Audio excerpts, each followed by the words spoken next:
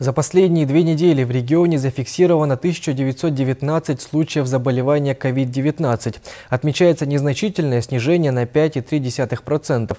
Но согласно матрице оценки эпидемиологической ситуации в регионах Казахстана, область до сих пор находится в красной зоне. Подробности далее.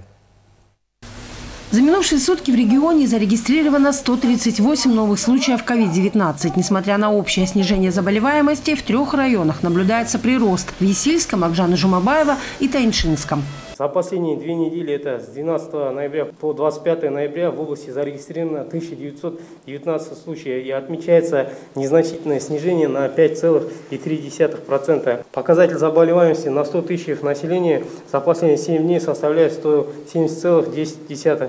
Согласно матрице оценки эпидемиологической ситуации, наша область находится в красной зоне. На сегодняшний день в стационарах находятся 608 пациентов, 49 из них в реанимации, 29 в палатах интенсивной терапии. Еще 343 североказахстанца нуждаются в постоянной кислородной поддержке. Ежедневно умирает от 3 до 5 человек коронавирусных больных. Касательно суточной госпитализации, на сегодняшний день у нас были эпизоды, когда госпитализация была 100, это в октябрь и сентябрь. Сегодня у нас госпитализация снизилась до 60, но 60 госпитализаций – это серьезное количество госпитализаций. То есть рано радоваться населению, необходимо соблюдать карантинные меры.